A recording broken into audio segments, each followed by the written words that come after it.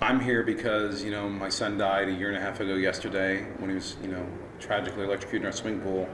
And we never want to see this kind of freak accident happen again. And I use the word freak accident, but it really, really isn't as freakish as possible because water and electricity can be, as we've learned, it's very lethal What combination.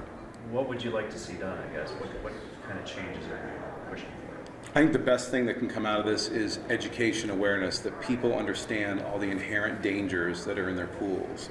We never had any idea of all the things that can go wrong, whether that's high voltage pool lighting, whether that's the failure of a ground fault interrupter, whether that's the failure of a transformer, whether that's an electrical issue a number of houses down or on a dock that can send an electrical charge into your pool. So whether that's installation, even your pool itself physically cannot be grounded correctly to the deck.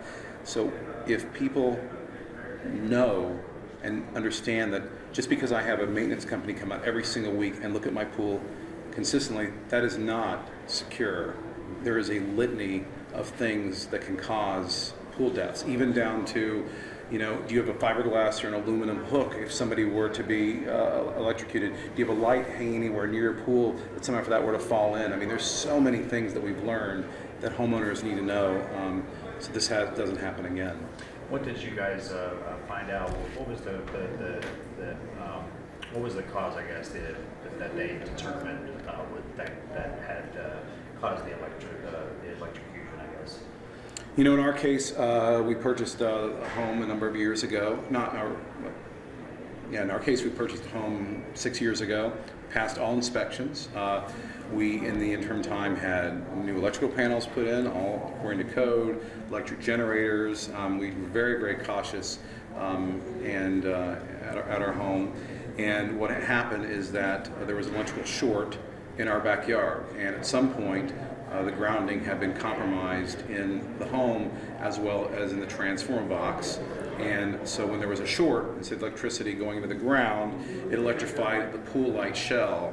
And as soon as my son physically made contact on his very first day of swimming in the pool, and he's an amazing swimmer, touching that shell and then the concrete, he completed the circuit and was electrocuted and died. I mean, immediately. It was tantamount to diving into a power transformer. It was that severe. And it was so severe that it was hard to even get him out of the pool. Is that right? Yeah, I mean, when there was another another person in the pool with him, and when he tried to remove him from the pool, I mean, he himself, the other boy, became shocked and paralyzed. When he finally was able to get out of the pool, he tried to remove my son. He was getting shocked and physically had to pull him by the hair and remove his body from the pool. And then when they gave him CPR, the man who was giving him CPR and direct breathing, he himself was getting shocked by my son's body. He was so electrically charged. It's a horrific. This was exactly a week to the hour after his 7th birthday. It's a horrific tragedy, and the thing that's important when any child dies is that it's a ripple effect of people, your wife, a mother, a brother, grandparents, friends and family. A number of people go with him. It's not just one death, and especially in that manner.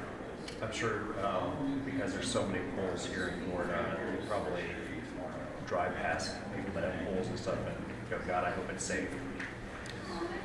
Yeah, I mean, I'll tell you, we look at every pool, we walk around and we have our own mental checklists, and we've received so many letters, and we have a website, calderslegacy.com, where we lay out a lot of the potential problems, and we've received a lot of letters and emails from people who are saying things like, I would swim by my pool light and I get this kind of jittery charge. Oh, I didn't know what that was. Or, or it's like, I am going to have this checked. And a number of people have had their pools checked and inspected. We received, contact from all around the country that they actually found faults and potential faults in their system. And so I think that's what we ultimately want to come out of this, is the laws and regulation changes and codes are not enough. But what made the biggest difference is in Miami-Dade and Broward County, homeowners receive a brochure, pool companies also have a checklist, and they talk to homeowners and say, FY, these are the things that can happen. And so, but it would be defeatist.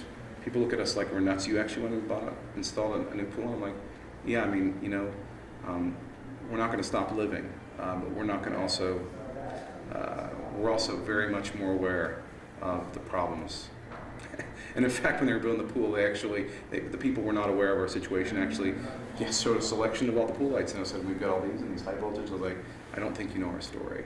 So, It doesn't sound like they're going to do a lot today. Might make a recommendation that'll go on later on. Is that right? Is that what I'm understanding is probably what will happen today? yeah, I mean, I think this is the building committee, Florida Building Commission, and they are creating recommendations. Ultimately, what's happening is bills have been filed once again in the House and in the Senate to create a pool safety task force, the Calder Sloan Pool Safety Task Force, and this is to impanel a group of experts to truly make recommendations on changing the building code, multifaceted aspects of the building code, as well as education awareness to ultimately make a recommendation to the governor for there to be true change. And this had almost passed last year, but then obviously we know what the House Representatives shut down early. But it's clearly a long, long road, and what happened this morning is just a small part of it, an initial step. But you're here, the media's here, there's a lot of experts in there who are in this business, and they're all hearing this, and I think everybody realizes something has to be done. It's just a question of what.